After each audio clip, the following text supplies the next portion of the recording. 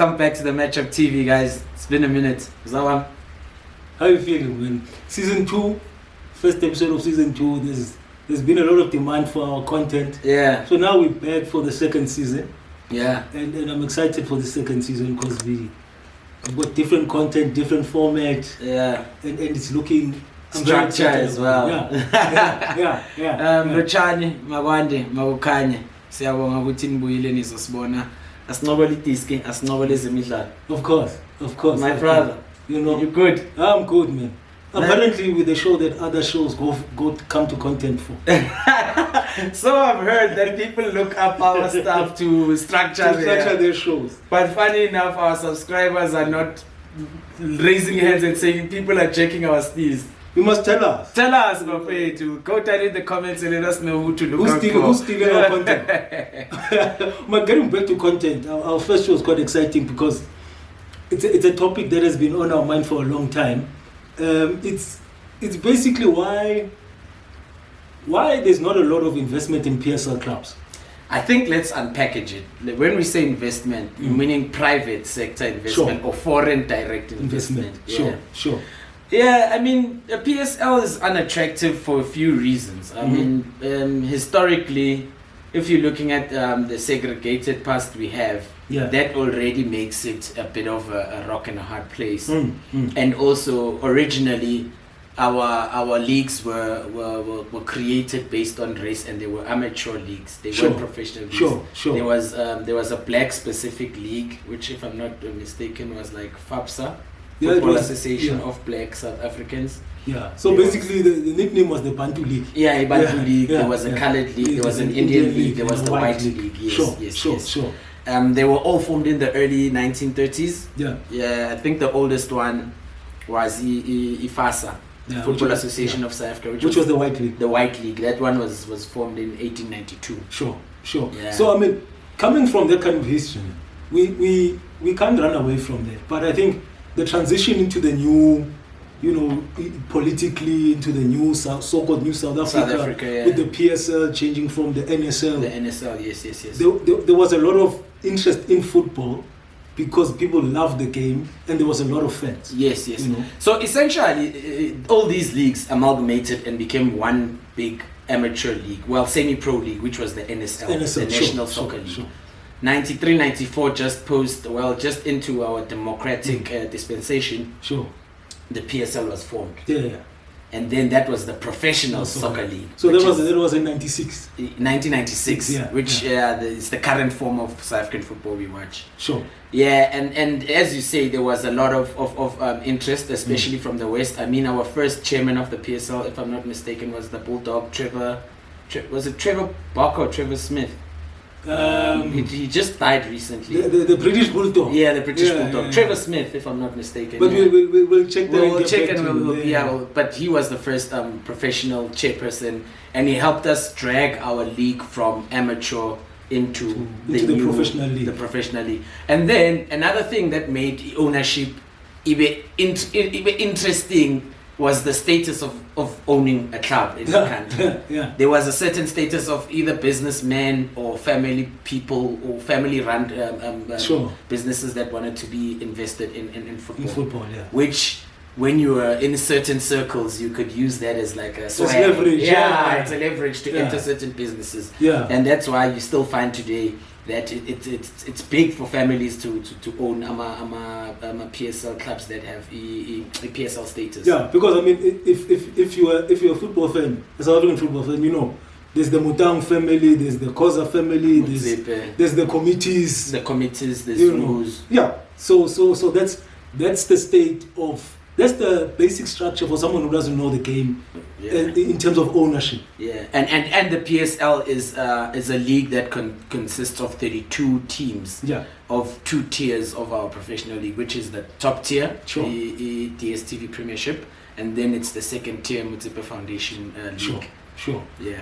But I mean, look, it's not like it's always been the case that there's no investment into the game. I mean, we can use the example of Ajax Cape Town and Ajax Amsterdam. Yeah. That was a big partnership. So basically, it was it was Rob Moore and John and John and the Committees. Committees family. Yeah. Well, the Committees family led by John Committees. Yes.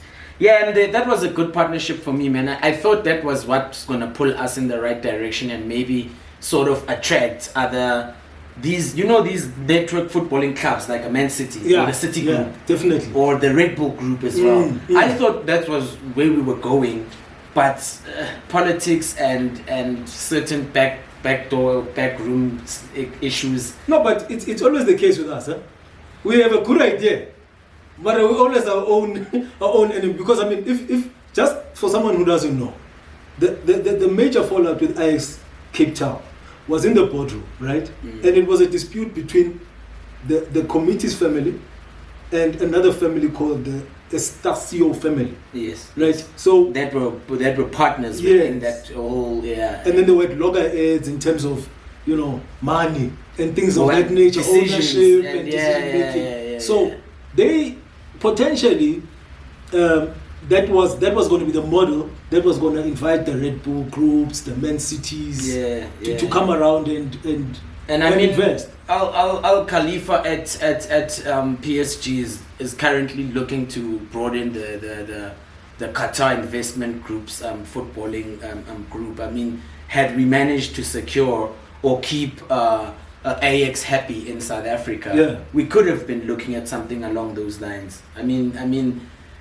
as much as we like to call ourselves innovative in African football and whatsoever, the politics keep coming in the way. And now Cape Town is poorer in terms of football because of that. Yes, Cape Town City is there, Staleys is there, but I mean that hotbed of talent, especially within the Cape Flats community, because that was the main thing, because it's taking all those areas and taking the best talent and exporting it. Benny, our biggest export in European football.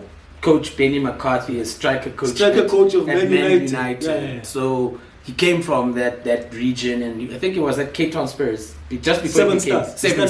Yeah, it was Cape Town Spurs and Seven Stars amalgamated, and then they were with Ajax. Yeah. So there's that too. And then imagine if the Ajax can disinvest. That already shows you there's a lot of issues around the PSL. And then going forward, I feel also like the circus of this whole status buying, status selling.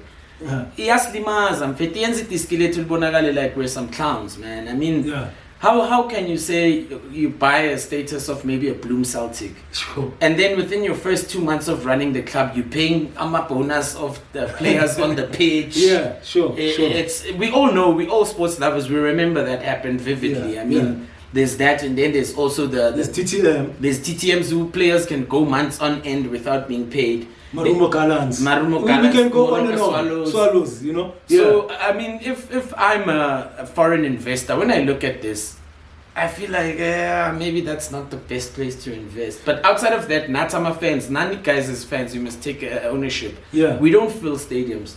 We need to be honest about the role that we play.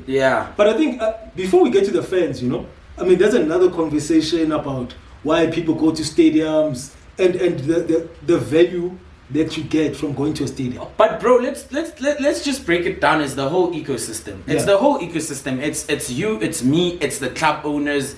It's how our football culture is. Our football culture is so blasé. To a point, Yoguti, we would want to blame one club, saying its dominance on the league is based on how much money they spend. It's not about that. It's the culture they brewing within that structure. It's a culture of excellence. It's a culture of excellence. And then on top of that, you add money. So that's the formula that other people should be following. Look at for instance the big three, and I don't like talking about them because there are other pockets of excellence we'll talk about. The big three, they're not leveraging merchandise as much as they should. They're not leveraging owning stadiums. I even think Orlando Stadium is owned by the South African management.